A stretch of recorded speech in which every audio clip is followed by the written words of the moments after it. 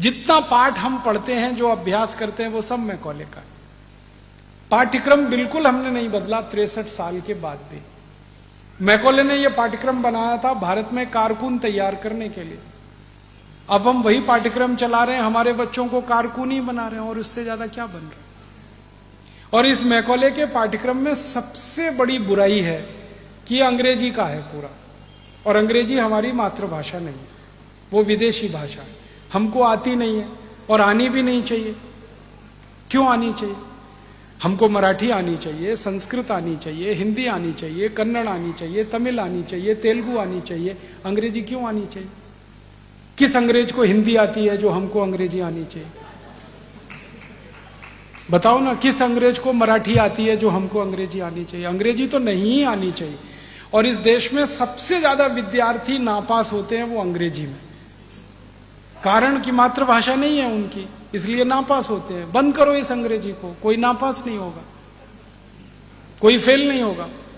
विषय पढ़ाओ ना, विषय का ज्ञान दो, गणित का ज्ञान दो, भौतिक शास्त्र का ज्ञान दो, रसायन शास्त्र का ज्ञान दो, इंजीनियरिंग सिखाओ, मेटलर्जी सिखाओ, केमिकल इंजीनियरिंग सिखाओ, कुछ भी सिखाओ, विषय सिखाओ।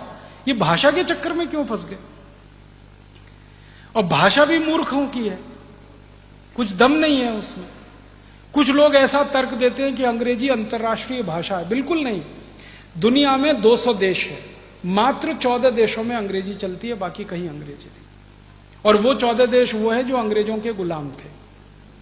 ऑस्ट्रेलिया, न्यूजीलैंड, कनाडा, अमेरिका, फिर ब्रिटेन, फिर स्कॉटलैंड, फिर आयरलैंड, फिर भारत, फिर पाकिस्तान, फिर बांग्लादेश।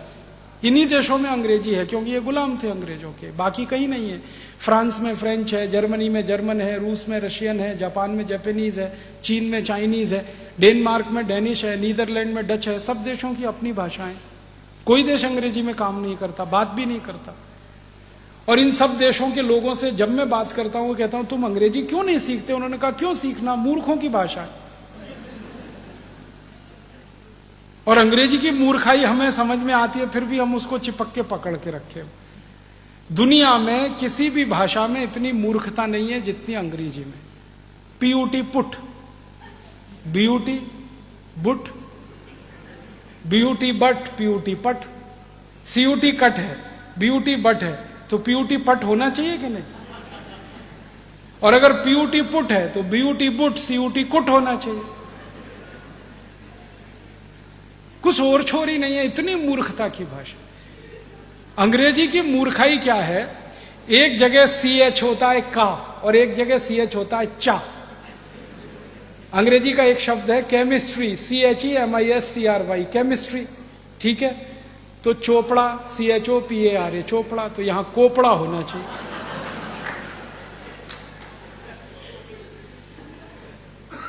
और अगर CHOPARA चोपड़ा है तो उधर केमिस्ट्री होना चाहिए, CHEMISTRY। और जब भी अंग्रेजी के लोगों से बात करो ये क्या चक्कर है, वो कहते पता नहीं, अब है तो हम कर रहे हैं। मूर्खों की भाषा ऐसी होती है। अंग्रेजी जो है ना, बहुत बहुत बहुत बहुत रद्दी भाषा है। इसके पास शब्द नहीं है अपने। 5वीं शताब्दी में तो ये भाषा बनी है। आपको मालूम है अंग्रेजी का इतिहास मुश्किल से 1000, 1200, 1500 साल पुराना। 5वीं शताब्दी के पहले तो अंग्रेजी ही नहीं थी। पूरे इंग्लैंड और स्कॉटलैंड और उसमें लैटिन चलती थी। अंग्रेजी उसमें से उधार लेके कुछ शब्दों से शुरू हुई। फ्रेंच से उधार लिया, जर्मन से लिया, लैटिन से लिया, इससे लिया, कुछ हिंदी से लिया, खिचड़ी बना दिया उन्होंने। शब्द नहीं है उनके पास।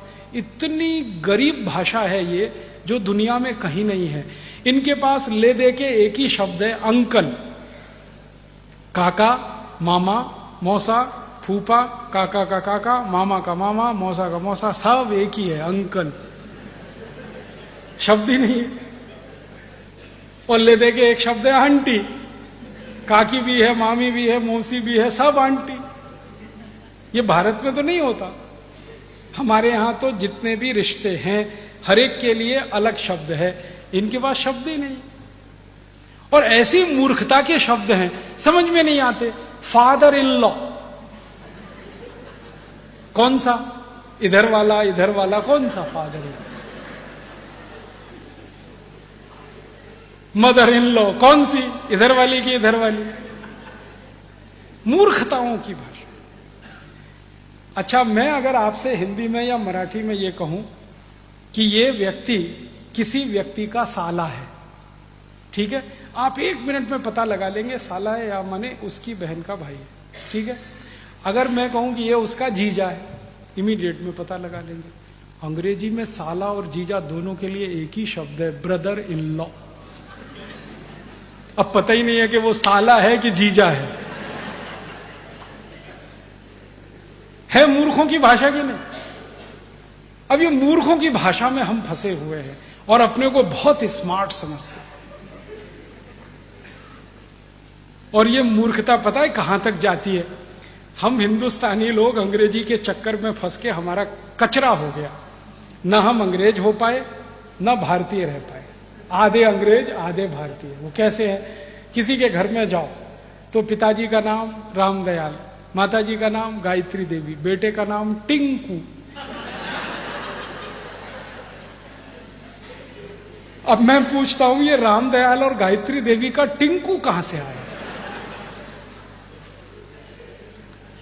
और जिन्होंने नाम रखा है ना टिंकू, उनको पूछता हूं आपको इसका अर्थ मालूम है? टिंकू अंग्रेजी की वेबस्टर डिक्शनरी में टिंकू का अर्थ है आवारा लड़का,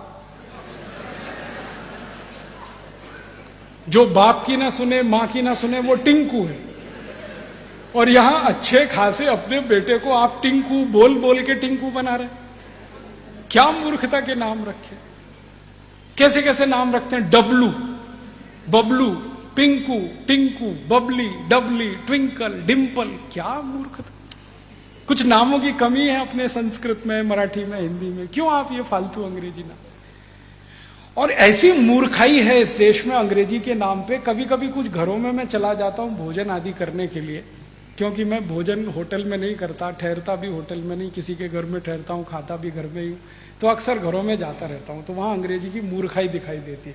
अभी थोड़े दिन पहले मैं किसी के घर में गया दिल्ली, तो उनके एक छोटे से बेटे को माता पिता ने मेरे सामने लाके खड़ा कर दिया, ये हमारा बेटा है। मैंने कहा ठीक है, बहुत अच्छा, ये बहुत होशियार है। मैंने कहा अच्छा, ये बहुत अच्छी कविताएं सुनाता